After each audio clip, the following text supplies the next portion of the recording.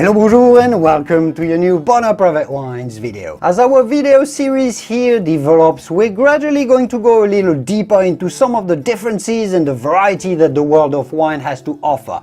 So you become step by step more and more knowledgeable, you get a better understanding of what you're buying, and eventually you buy better, always better wine. So today we're going to look into a distinction that us wine professionals often consider when it comes to selecting a wine for an event, for a meal, or whatever really, and that's whether or not the bottle of wine that you're considering is what we call an aromatic white, or whether it's more on the neutral side of things. But don't worry, I will certainly explain.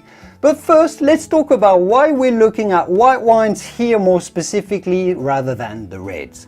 Let's go. My fellow wine-loving friends, Julian here. Before we get started with the video, there is something that you have to know about.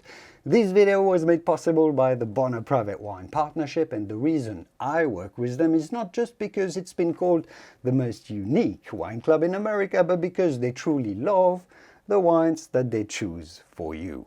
Founded by Will Bonheur, the partnership is a small group of wine lovers who have come together to import excellent small batch wines that might otherwise get completely overlooked by large importers. They get them. Right now you can get your hands on 3 rare extreme altitude red wines from Argentina, from some of the purest, highest vineyards in the entire world, way up in the Andes Mountains. No middlemen, no additive packed supermarket wines here, no inflated costs. Plus you'll get exclusive access to more wine education videos from me, just like the one you're about to watch, to make sure you become an educated wine connoisseur. So make sure to check out the link in the video description to see if you want to become partner in something truly special in the world of wine. But for now, back to your video.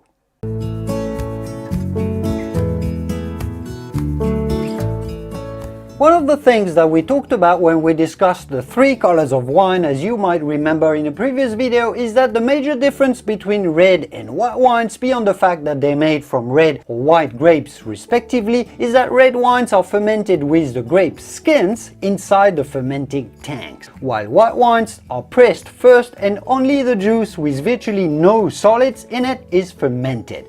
Can you sort of grasp the difference? It might be a little hard to imagine, but that's essentially the major difference. In grapes, unlike other fruits, the skin is where most of the flavors and aromas are. The rest of the fruit that we call the pulp, what's inside the grape, is quite neutral aromatically. What this does is that pretty much all red wines, because they're fermented for several days if not weeks with the skins inside the fermenting tank in contact with the juice, all reds are quite flavorsome, loads of aromas in them. You can easily tell the difference by thinking at a red wine versus a light rosé. All light rosés are rather flavorless, at least relative to any red wine, right? And that's because the rosé wasn't fermented on the grape skins.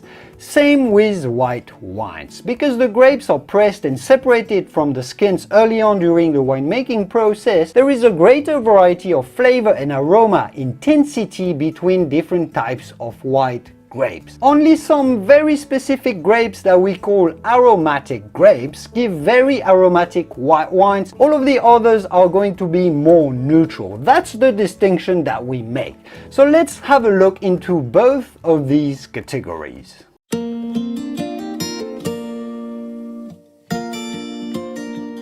Aromatic grapes are grapes that are so fragrant, they have so much aromatic concentration that even if the juice is separated from the skins early on, they will still give very fragrant and powerfully aromatic wines. Probably the 2 most obvious examples of this, and I've got an example of each of those here, is 1, a grape that is called Muscat, and 2, Gewürztraminer. Have you ever had any of those types of wine? Maybe you've had that very common popular type of sparkling wine that's called Moscato. Well, this is made from the Muscat grape, and you may have noticed if you've had one that they have a very pungent aroma of peach, apricot, maybe a little bit of pineapple, and a lot of rose-like aromas. They smell like a very fragrant rose flower. Does that ring the bell? Gewürztraminer is similarly fruity and pungent, perhaps a little more delicate. And this is more of a dry muscat that I've got here, but I'm pretty sure a lot of you would have had a Moscato. We'll talk about Muscat, the dry Muscat type. It's actually quite interesting to talk about. But other white wines that are generally classified as aromatics, but that are less obviously fruity than those, and a bit more subtle aromatically, are grapes including the Vidal Blanc. There is the Riesling as well, one that is called Müller Turgau from Germany, Albarino from Spain, Torrontés from Argentina, a lot of Pinot Grigios from Italy, Viognier from France, and you could probably add some Sauvignon Blancs in there as well. All of these are going to have a rather marked flavor of fresh fruits. Wow, it smells like really fresh grape juice essentially. And it is often said some stone fruits like peach, but also strong floral notes of jasmine, rose petals and elderflower. They kind of smell sweet. At least they smell like they're going to be sweet when you taste them, even though they can be made in either a sweet, an off-dry or a dry style. Well, those wines are great for because they already have a lot of flavors in them, and a lot of enjoyable flavors at that, of ripe fruit.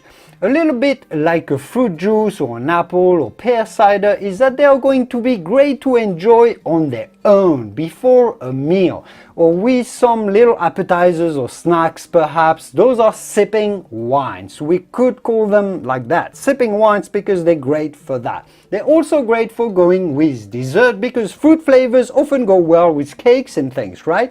I personally tend to think that if we want to categorize a little further, that the aromatics made in a dry style are the best sipping wines because that makes them refreshing. They are dry, yet they're smooth, and they have those enjoyable ripe fruit flavors and very little savoriness to them, very little vinosity. If you've never had an Albarino, a Torrontés or a Viognier, for example, if this kind of dry yet fruity style of wine sounds like something that you would enjoy, I definitely recommend trying those in particular. Now, the sweeter style of aromatics, like a lot of sweet muscats, the Moscatos and an off-dry Gewürztraminer for example, even some sweet Rieslings, are for me best for desserts. But that's my personal taste. Some do love to sip on a sweet sparkling Moscato during summer barbecue or a picnic, and why not? Aromatics also come handy when you like something a little sweet and fruity with certain foods, like with blue cheese for example, or with foie gras as we would do here in France. It works really well on spicy Asian cuisine as well. Think Thai cuisine for example, yum! Also shellfish dishes like some creamy scallops or some sweet savory meats like glazed pork ribs or duck and mango kind of dish. Doesn't that all sound delicious on a very fruity, fragrant wine? And again, what's great here is that you can choose between the sweeter or the drier style within the aromatics family, but they both taste ripe and fruity. Really something to have in mind when you're pairing wine with your food. This is an extra option, an extra dimension to play with if you are aware of those aromatics wine category.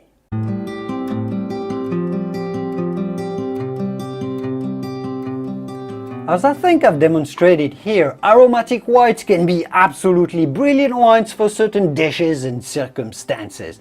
But as you probably noticed, most wines aren't like that, and there is a very good reason for this, which is that we don't always want to have a wine that tastes of peach or rose petals with everything that we eat, right? At least not everyone. When we have a nice delicate pasta dish at a good Italian restaurant is one example, or a sophisticated French cuisine type of meal, or even a good old Texas barbecue, just as a few examples of combinations that may not sound all that great with aromatics.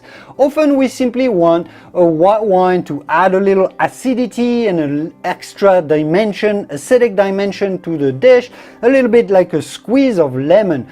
But those exuberant flavors don't absolutely go with everything, and that's why you have all of the other types of neutral whites like Chardonnays, the Aligoté in Burgundy for example, the Viuras in Spain, a lot of Italians as well, they do that really well, like Garganega and Cortese, and many more really.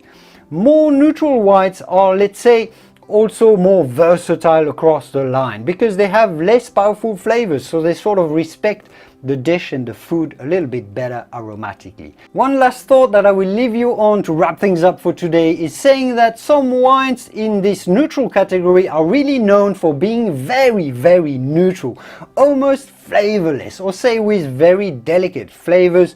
Commercially that would probably sound a little bit better. Often they're really acidic as well, and that's the example of Muscadet from France, some really crisp Pinot Grigios in Italy. There are the Trebbianos as well. The Italians also make quite a few of those. Those are absolutely perfect when you really need a wine with very little flavors, because you're having them with something that is very delicate flavor wise, like what? Oysters, yes, in particular. You want something zingy but very delicate. Again, more like a squeeze on lemon, but very delicate. There is, as a conclusion, yes, there is a wine for every dish, and there is a dish for every wine. I'll leave you with this deep and profound thought, and I will see you soon in the wonderful world of wine. Thanks for watching. Au revoir.